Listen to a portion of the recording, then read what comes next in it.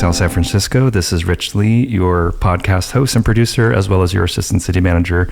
I'm joined here with our very special guest, Pat Rosenthal. Pat, welcome to the podcast. Thank you, Rich. So we've invited Pat to join us. He's involved in a very important project for the city. But before we do that, I wanted to connect you with the community. You've been a resident for many years, so if you could introduce yourself to the community. Hi, my name's Pat Rosenthal. I'm a retired Navy Chief Petty Officer. I retired back in 2002, and I've held all but 2 years government positions, whether it be city or federal. I came out here to California in 1983 with the Navy, and other than a duty station or two away from here, I married my wife, who's from South San Francisco, forever, and been here now for 21 years, raised our daughter here, and I really enjoy this. South City's like a small town. Mm-hmm. So how I got connected with you was, as many members of our community might know, we're in the middle of a significant capital project at our Orange Memorial Park, which is the construction of the new aquatic center. As a part of that, we're going to be relocating the Eternal Flame. And that's where you come in, and members of our community may have heard efforts to try to identify other members of the South San Francisco community that we may have missed aren't currently included. And can you kind of talk a little bit more about that? Yeah, so we all are, hopefully everybody remembers where we had the Eternal Flame and then the flagpole. There were plaques on the brick, small structure there, pedestals, that had the names of South City residents who had been killed in action in different combat situations or different wars throughout history. And we are currently in the process of trying to reach out and find if there's others we've missed that were not included originally on there, as well as those who died of service-connected issues, such as our Vietnam vets who were dying from complications of the exposure to Agent Orange. So we're trying to get that together and trying to come up with the best solution, best arrangement, and we just need everybody's help in doing this. And I forgot, I'm also the commander of the local Veterans of Foreign Wars Post 4103 here. So you are the perfect person to help us identify the family members who might help us to find, former South San Francisco residents who, died in the line of duty or from service-related action. Correct. Can you kind of talk about that last part, which is somewhat new? There's been legislative action at the federal level that made that possible. But that was, when we talked about it before, that was complete news to me. So could you explain it again? Sure. The VA compensates our veterans, rates them percentage-wise of disabilities, and compensates them for the residuals of any injury, illness, or event that happened while they were on active duty service. So for the longest time, most of our Vietnam vets were not being recognized, and they were dying from cancer and different complications of all kinds of things. And they finally started doing a registry and realizing that our Vietnam vets were so much higher than the national average on diabetes type 2, on different forms of cancer, prostate cancer and such, that they made them presumptive disabilities. So as long as you could prove that you were exposed, you would be, and you had prostate cancer or whatever the issue was, it'd be covered. Well, it wasn't until, I went to work probably around 2004, 2005, and they came out with the actual presumptive list for the Vietnam vets. Mm-hmm. Since then, every time we send people into battle into areas where we normally don't operate, they have started a registry. There's a registry for Desert Storm. There's a registry for anyone else who either served in Iraq, Kuwait, anywhere in the Persian Gulf or Afghanistan. And recently, they came out 2000 and God, I'm trying to remember the years. So not too many years ago, they came out with what they called the PACT Act. Mm-hmm. And the PACT Act basically went through and revisited all of these registries and probably, I want to say, doubled the number of presumptive illnesses or conditions that could be considered service-related depending on where you served.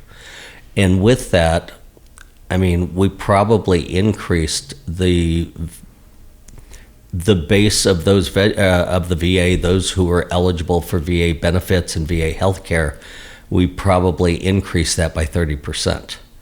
So, and then we had the Compact Act, which helps with mental health, and as we keep going on, we keep increasing those veterans who are entitled to benefits and care. At the same time, the current plan with the administration is to cut the VA workforce back to the 2019 manning levels. So while they keep telling us it's not going to make a difference, we'll still have the same service we have, you can't increase your client base since 2019 and decrease and go back to 2019 levels and expect the VA to be able to provide the services to our veterans. And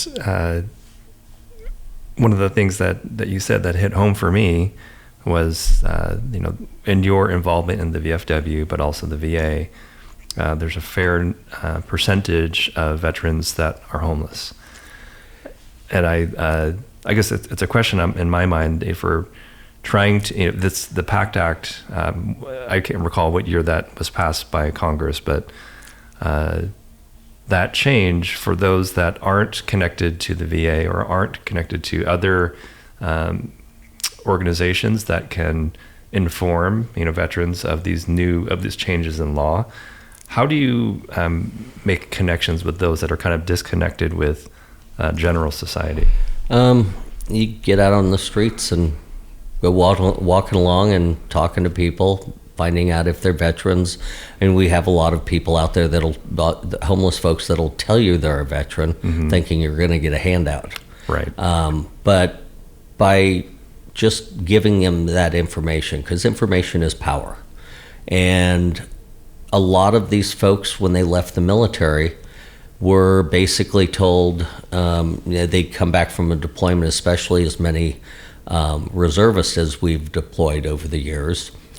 They'd come back, their families are waiting, and the command would say, okay, everyone who has no issues to claim, go ahead and stand in this line, we'll have you processed and to your families within a few hours.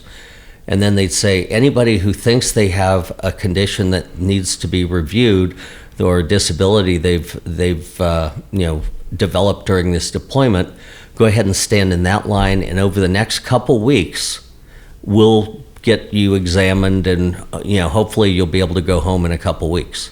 And everybody over in the line that thought was going to claim something right. is now over in the line where I'm leaving now. Yeah, they want to go home to their families. Yeah, and that was in my opinion, it was a way that commanding officers of reserve units were able to keep their numbers down, their injury or their claimed or perceived injuries and such, keep those numbers down, and they themselves, being reservists, right, wanted to get home to their family too. So it was a shame. And then during the early days of Afghanistan and the Iraq War, we'd have folks, soldiers coming back, and they'd start having problems, behavioral issues or whatever. And instead of testing them for PTSD, these commanders were discharging them with general discharges just to get them out, because they did not want to deal with that. And that's a good chunk of our homeless veteran population today, is our soldiers and such that were fighting in the early 2000s, and now they're 55, 60 years old or 50 years old, and they're on the street because they cannot gain or maintain gainful employment. Their conditions just don't allow them to. So the VA has social workers and peer outreach, where we have former members of the military who are their job is just to go out and talk to these veterans, and the social workers help to get them into transitional housing and get them connected with a veteran service officer, whether it's the county or one of our organizations like the Veterans of Foreign Wars, American Legion as such. We all have veteran service officers, and that's what we do free of charge. We provide those services to those veterans, the information and guidance on how to file their claims and how to get their benefits. So coming up on April 1st, the City Council here in South San Francisco is going to have a study session. The general topic is homelessness. Homelessness takes many forms. It could be someone living out of their car, a recreational vehicle camper living out in we call them anchor out vessels, right? It's not just the homeless encampments. You've seen it yourself.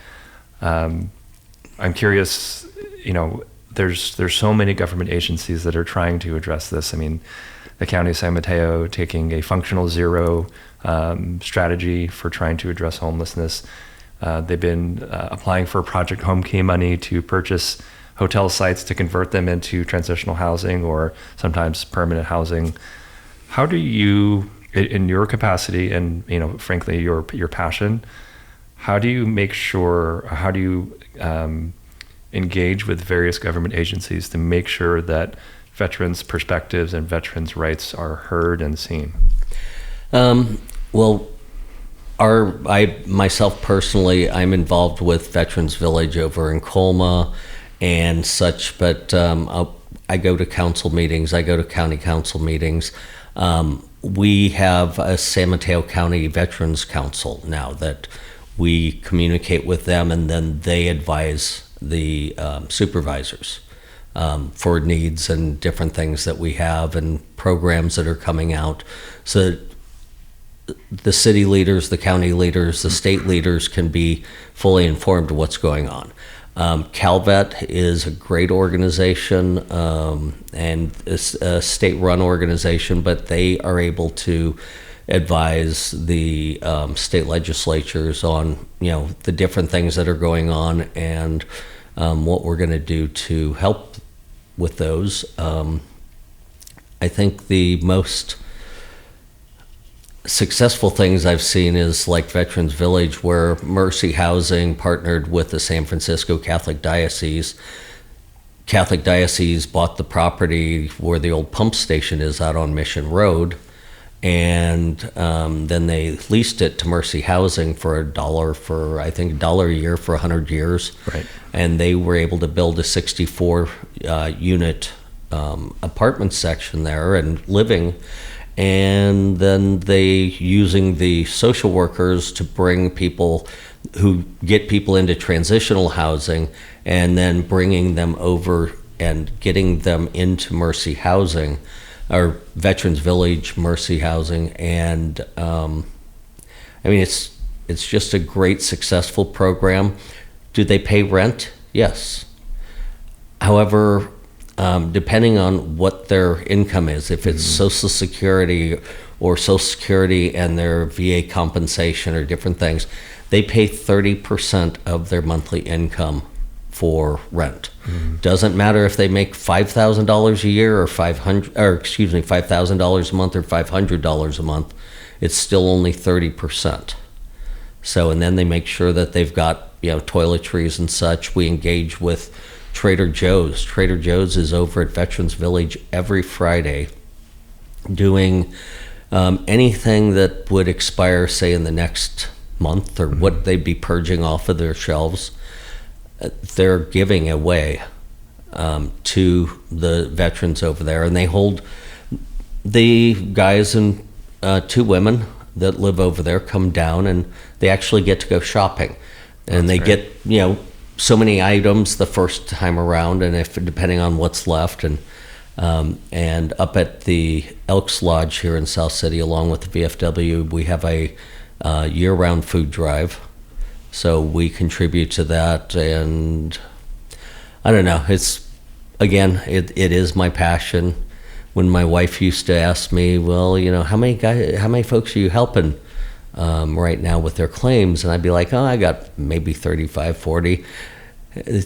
She always used to refer to that as my primary job, and my primary employment as my secondary job. So. I wanted to connect something that the city recently did with Veterans Village. Obviously, Veterans Village is in the town of Colma, and the city for the last decade has a program. It's called the Free South City Shuttle, and we've been expanding as of late. Over the last, I'd say, 9 years. Prior years, it was operating in certain parts of town, and there was feedback that we received that residents of like the West Winston Manor community, the Westboro district, they wanted to be able to connect to the free shuttle as well. So we applied for additional money through the county through Measure A, I believe, and we were successful.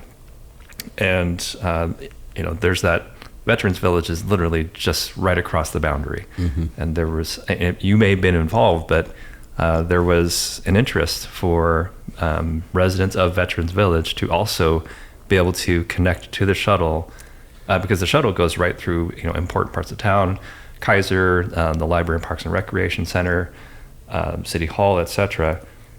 So to be able to make that happen, it was members of our city council, members of the town council from Colma, to collaborate together to ultimately serve the veterans that are in Veterans Village. So now, town of Colma pays the city just for the small incremental cost of getting another stop right in front of Veterans Village.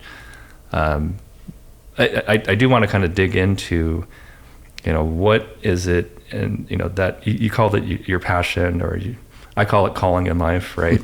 How did you arrive at that, where you knew that was important to you and that you wanted to make that your life's mission? Well, again, after spending 21 years on active duty and seeing so many people who left the military uninformed. I left the military uninformed. It was 8 years after I left the military that my wife convinced me to file my first claim for residuals from injuries and such. And I didn't know the process. I tried to go it alone and realized that, and as I told people for the last 20 years, never ever go to the VA in the way of the VA benefit side for disability rating or disability claims. Never go it alone, because it's such a convoluted system to make sure you get, you're connecting the dots. You have your nexus between whatever happened while you were on active duty to what you're claiming.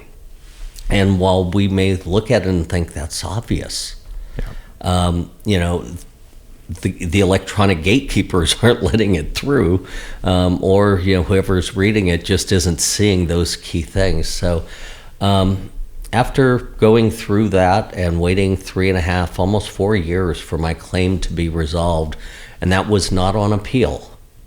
Wow.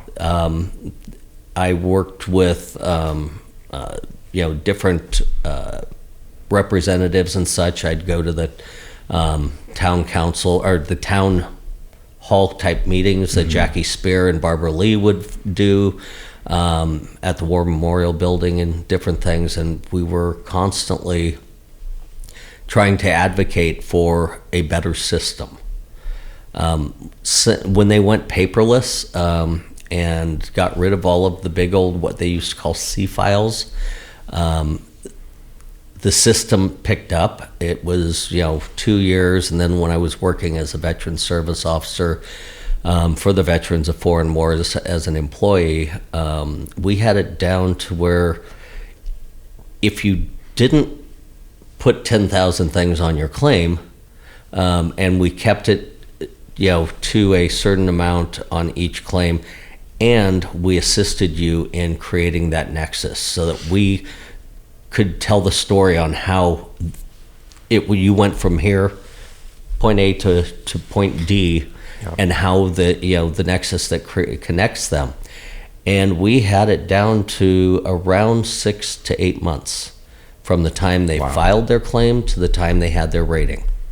And your experience was like 3 to 4 years. Oh yeah, easily. Without appeal. And yes, without an appeal. In fact, I worked a couple appeals that they were 15 years into their original claim. So, yeah, and nobody should ever have to, go that long without have to fight so hard when, if you educate them and educate our veteran service officers, we can help each other, but we can help the veterans to know the system, avoid the landmines so that they can get things resolved quickly, easily, and they don't walk away with a bitter pill in their mouth, when they think about the VA. So we also have 3 different parts of the VA, and they don't know each other. So tell me more about that. Well, you have the Veterans Benefits, the VBA. You have the Veterans Healthcare, VHA. And then you have the cemeteries, the VCA, or for lack of a better acronym. But they all operate in completely different database systems. The healthcare works in a thing called Consult Tracking Manager and CPRS, which are electronic medical records. The benefit side works in a database called VBMS. They can't connect to each other simply because of HIPAA and PII and different federal laws. Unless you have a need to know, we can't have the two together. So each time you file a claim, you're granting permission for the VBA to request your medical records from the VHA. And that can take, before, when they actually had to request records, that could take 6 months in itself. Now, depending, they can access it within 30 days and have everything. So every time they file a claim, they have to give permission? Can they just make a one-time authorization and have it be prospective? No. That's too simple. Yes. Request for information. Every time you file a claim, though, you put onto your claim anywhere, any VA facility that you've ever been treated for this condition, and that there is granting them the permission. Okay. So that's basically the request for information or request of information you're authorizing. So going back to this kind of call out for the South San Francisco community. The city is kind of our original deadline is the end of this month, so it's now March 24th, so we're coming up on a week left. What else can we do in your mind to try to make sure that we get as many folks that are going to be eligible to be a part of I'm going to call it the rededication of the Eternal Flame? If it's going to be knocking on doors, to walking the street, like you said, when you're trying to identify folks that may be homeless, you generally know where they're at, where they tend to stay. Is that what it's going to take to go out and make sure that they're aware? I know that the city's doing a huge social media push. In fact, I believe another push out is going out tomorrow onto the different platforms. The issue I see there is we have an aged population who are directly connected with those veterans who have either died on active duty or have died due to a service-connected disability, who don't know what Facebook or Twitter or Instagram is. Right. So, we hope that all the newsletters that go out, that our residents are reading them. However, I was like, oh, I saw this on social media, or I saw this. And my wife was like, it's been in the newsletter for the last 6 months. And I'm Right. like, okay, I guess I should start reading that. And truth be told, that's one of the interests that I've had with this podcast is we recognize that there various segments of the population, sometimes based on demographics, language, age, they have certain preferences for how they like to receive information. It could be the newsletter, right? Printed, physical newsletter. It could be social media. It could be an audio or video podcast like the somewhat newer generation. Mm-hmm. And sometimes it could be we're going to go walk the street and go to where someone is because they are not connected to any of that, right? And so it's about making sure that everybody has the same information. Yes, and I think also when you're looking at the different groups of people, calling it out at a council meeting Mm-hmm. reaches a population that a lot of times that I don't want to say middle age, but 50 and up group, and it's going to include someone in that population that doesn't do social media or electronics. Right. I mean, I've got some people in my VFW posts that don't have a computer and don't have email, and I'm like, how do I get you on my email tree? Can I get you to go to the library and get a Gmail account or whatever? Yeah. So, but no, a lot of times I've got 6-7 guys that it's me on a telephone call whenever I need to communicate with them. Yeah. And it's fine. It does take a little more time because I can reach 98 of my veterans on one email. I've learned 99, they all come back. But 98 I can put out. So I have 2 separate email distribution groups. So anytime I need to send something out, it's like, 2 emails. Right. But then there's still 6 phone calls. This is kind of a tangent, but it was in the news, I'd say about a year ago. And to your point of, some of your veterans, they don't have a computer, let alone they don't have one of these, right? So your primary means of communicating with them is with probably a landline. Yes. There's a certain telecommunications company that I will not say their name, but I think it's they were considering over the long term getting rid of landlines. Yes. And for some of our members of our community, that is their sole means of reaching the outside world. Yes, and that I still have a landline, and I also still under the bed in our bedroom is a princess phone. If you remember what those are. Mm-mm. It's like the handheld, and it had the dial or the buttons. Yeah. But it doesn't need any power other than the low, 16 volts or whatever that's running through your phone line. Right. So it's enough to make it ring, but it requires no external power. So if your power goes out, yeah. I can pick up, unlike every other phone other than cell phones in houses, I can plug that into the wall and I can make my calls and get my calls. So, there are still some of the old technology, until everybody and everything or the equipment's available to everyone. Right. Or the technology, and it's going to have to be free for some people. Mm-hmm.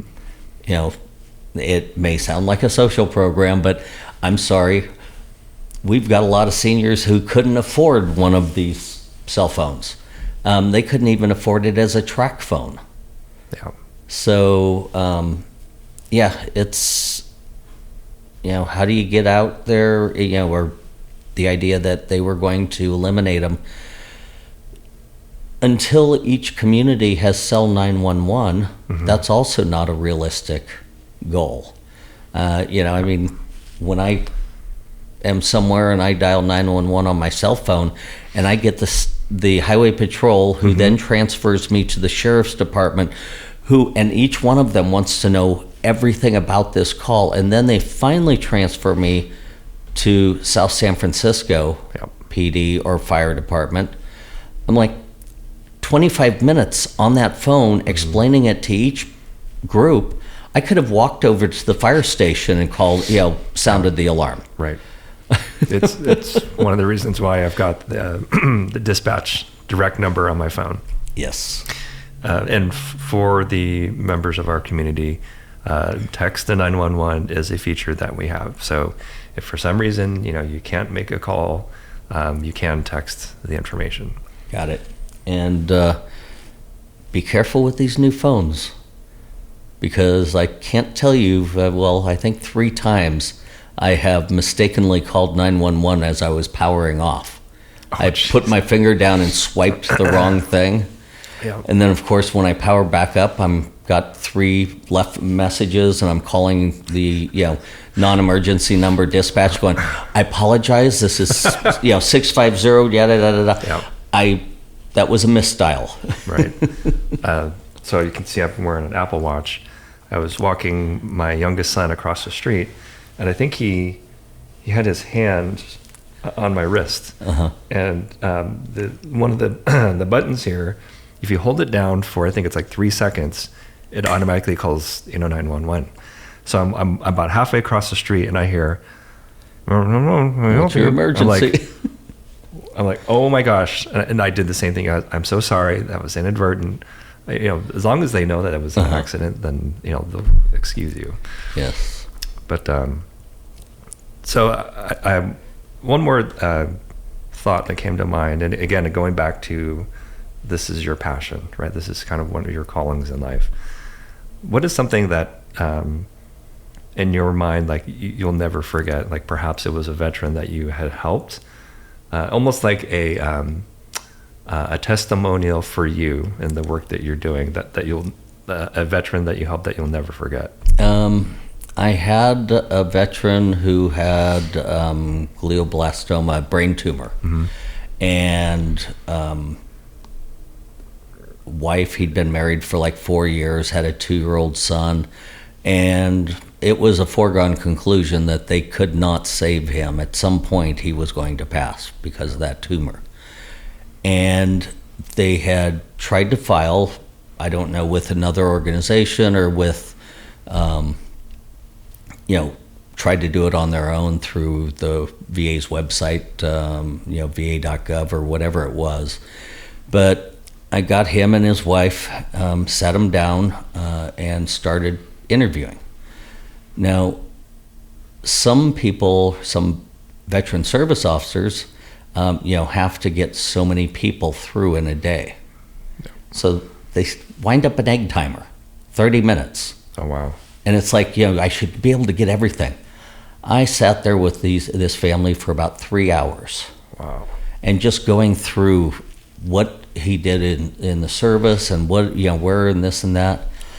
And it finally, I was like, were you ever near any, the depleted uranium, the 20 millimeter rounds that are fired either by the Sea-Whiz, we refer to it as R2-D2 because it looks like him, which has a Gatling gun, 20 millimeter, or like I said, the aircrafts and things, they fire a depleted uranium tipped round. Well, the shell casings can also have a low level of radiation. Not going to bother you, right? Mm-hmm. Well, I'm talking to him, and he was like, yeah, in fact, we were out on the range when I was out in Arizona, and the range was cold. They had tanks and armored vehicles out there that the planes would come in and strafe and fire on. So he was like, yeah, we went out there one time, and we were grabbing all these shells were laying around. He said, and then the chief came by and was, get out of there, you're not supposed to be on that range. Geez. I was like, what did you do with the shells that you had picked up? Oh, we put them in our pockets. I was like, oh, okay. And how many years ago was that? Oh, that was like 8 or 9. I was like, and do you know where they are right now, those shells? Yeah. He said, yeah, they've been sitting on my nightstand for the last 8 years. Oh, wow. We had him service connected within 45 days.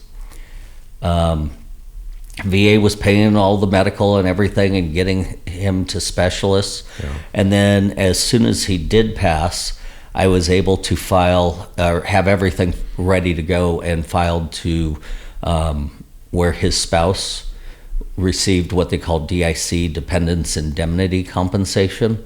So basically, your spouse died of a service connected issue. Mm-hmm. So while it's not going to be necessarily what the veteran was making in compensation, you're going to get probably somewhere between $1,800 and $2,000 a month tax-free for the rest of your life, and your child there's going to be a dependency amount there.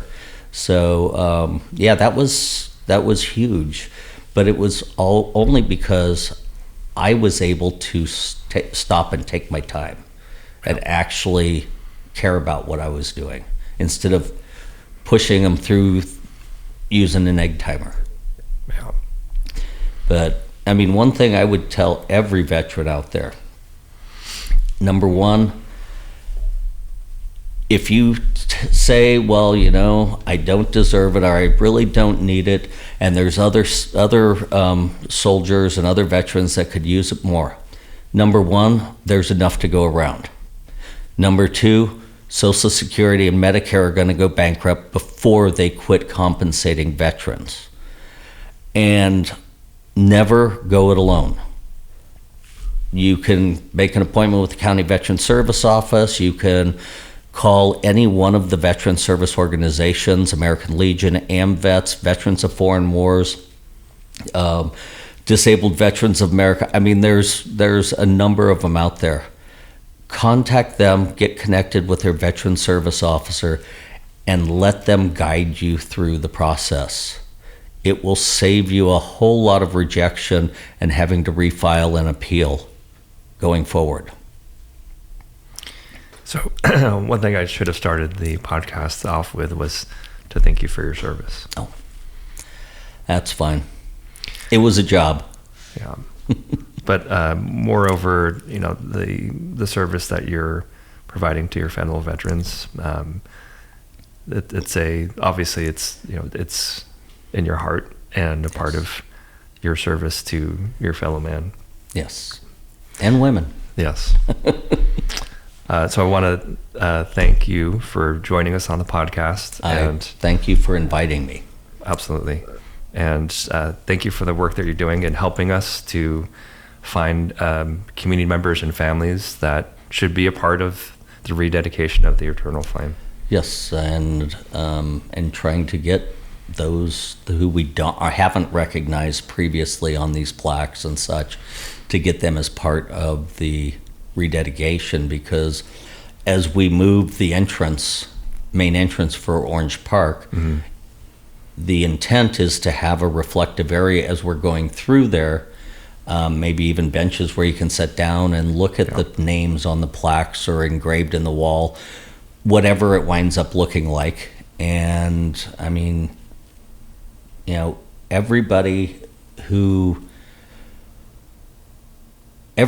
served, died, whatever, should be recognized, and this is one small way we can recognize those from the city of South San Francisco.